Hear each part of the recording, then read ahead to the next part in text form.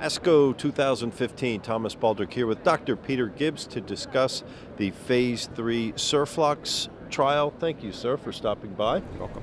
What can you tell us about the purpose or objective of this study?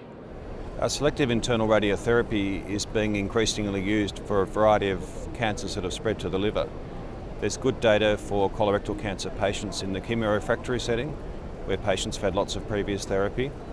The intent of this study was to look at SIRT in the first-line setting to see if it could be safely combined with standard first-line combination chemotherapy, and to look at the impact on control of liver metastases and the impact on overall disease control. What did you find about impact of tumor reduction in the liver?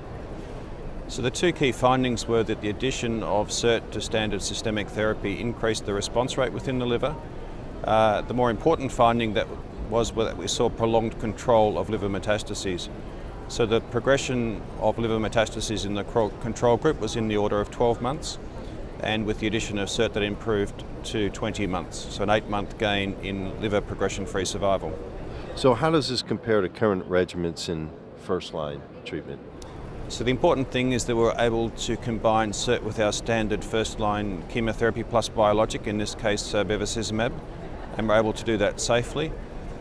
In particular, the role of SIRT here, I think, is in controlling liver metastases, which are a dominant site of disease in colorectal cancer and also a dominant cause of death. So what we're hoping is that that improved control of liver metastases will translate ultimately into improved overall survival. What do you believe the most important clinical implications are? Important clinical implication is particularly for patients with bulky liver metastases, and particularly those that have liver-only disease. So we're expecting to see the biggest impact in patients with liver-only disease. The study enrolled patients with liver-only disease, but also included some with a small volume of extrahepatic disease. Given this is a liver-directed therapy, the biggest impact is likely to be in the liver-only patient population.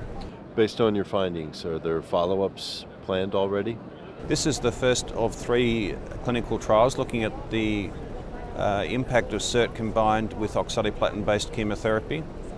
So this is the SIRFLOX study. There's another study called Foxfire and a third study called Foxfire Global. Combined, they have a total patient accrual of over 1,100 patients, and we'll be looking at a combined analysis and impact on overall survival in about 2 years' time. That'll be the key data from these clinical trials, the impact on overall survival.